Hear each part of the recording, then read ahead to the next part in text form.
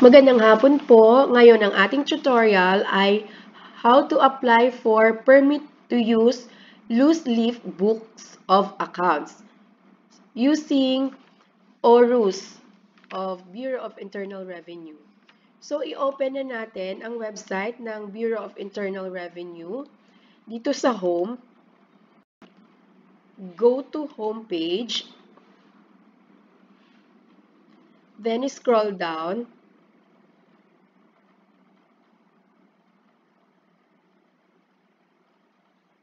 At hanapin ang e-services. Yan yung e-services natin. Ayan, dito sa left side,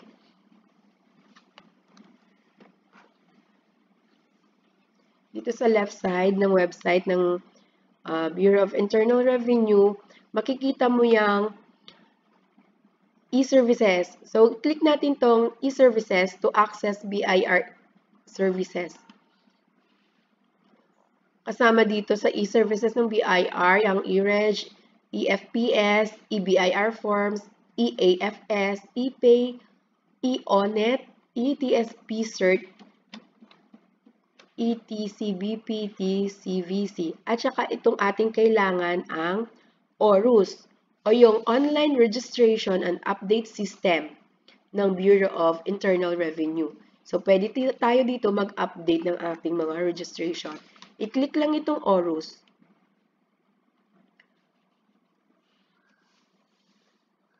So, magdadirect tayo sa ORUS.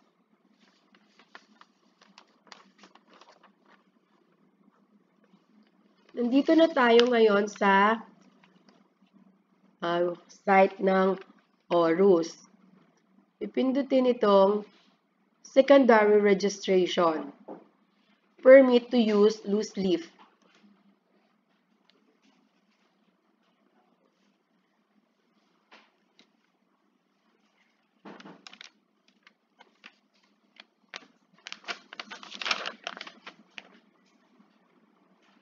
Kuya, pakiabot mo kay Kuya Cesar. Mamaya mo na lang balikan. So, log-in na to ORUS. Permit to use loose leaf books of accounts.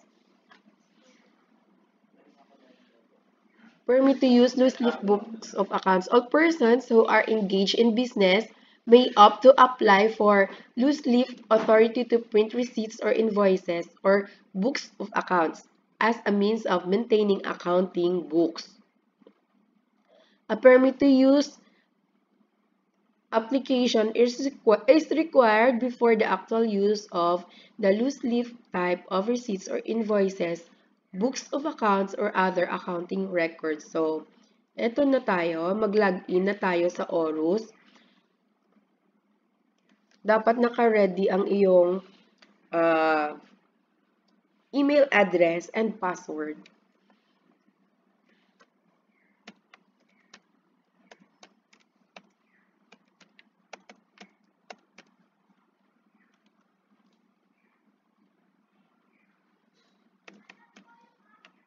Dapat tandaan nyo to kasi mahirap na pag hindi nyo memoryado yung password.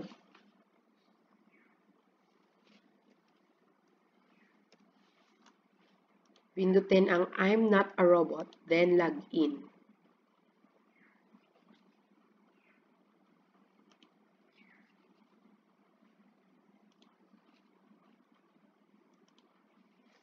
Okay, ito na permit to use loose leaf.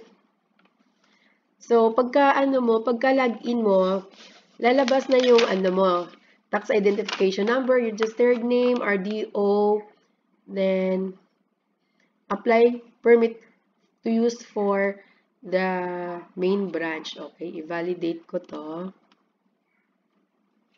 Then, select business name. Okay, nandyan yung aking Then, i-click yung add row. Ipopost ko din itong aking video.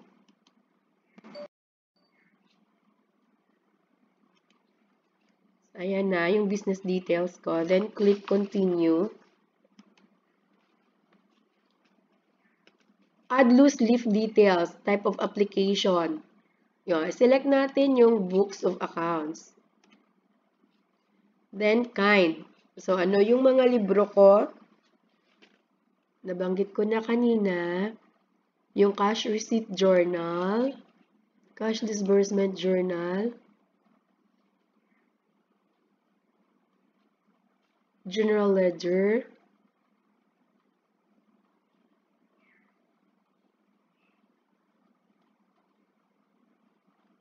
yung iba pa.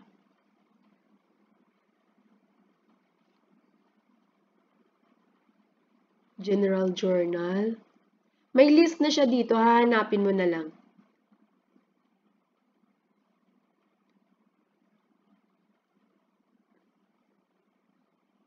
Purchases journal, sales journal. 6. Okay.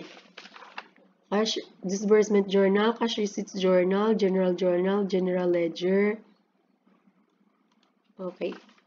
Pindutin yung add row. So, ayan na. Cash disbursement journal, cash receipts journal, general ledger, purchases journal, sales journal. Continue. Yon, ito na yung sinasabi kong mga attachments na kailangan naka-scan na siya in PDF file. Tapos 25 MB dapat yung size. Tingnan ko muna kung 25 MB ba itong aking file.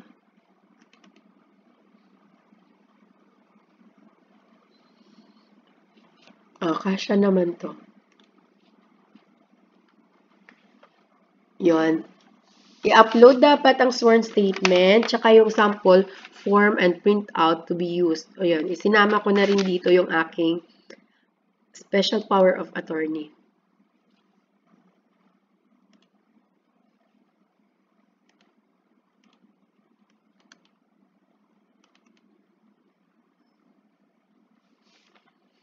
File 267, 68, 69, open.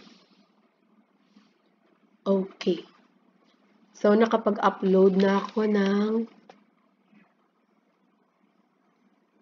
attachments for form 1900 has been uploaded. Okay. Review your application. So, review daw natin yung application natin. Tax identification number, registered name, RDO, email address, tapos business details, yung loose leaf books of accounts, cash disbursement, cash receipts, general ledger, purchase journal, sales journal. Then, yung tatlong PDF. Okay. Pindutin lang yung mga declaration ng Data Privacy Act, yung tungkol sa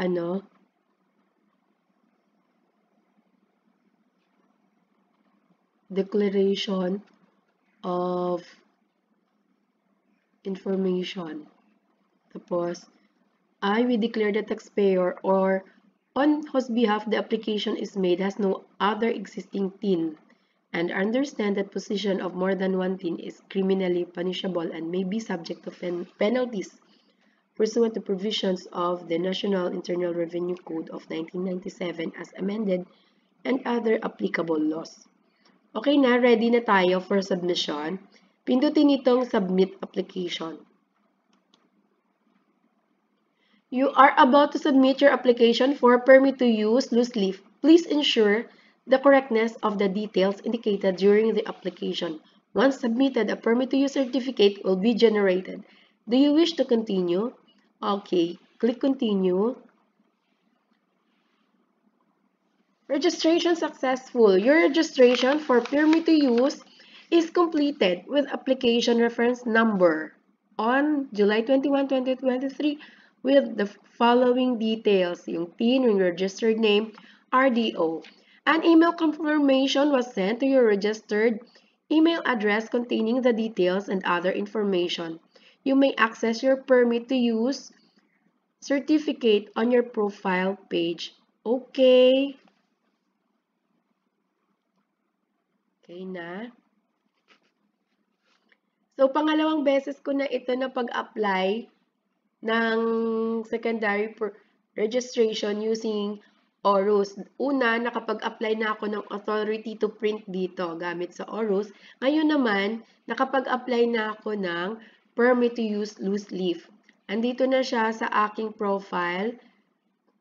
I-click lang itong permit to use loose leaf at meron na akong na-generate na permit to use loose leaf. Ito na siya. Permit to use loose leaf. Books of accounts, invoices, receipts, and other accounting records. So, successful yung ating application for today. Congratulations sa atin. Sino yung mga nandyan pa? Pwedeng mag-comment. Okay. And kung na itong ating tutorial, successful na tayo na download na natin, ipiprint na lang natin itong permit to use loose leaf books of accounts.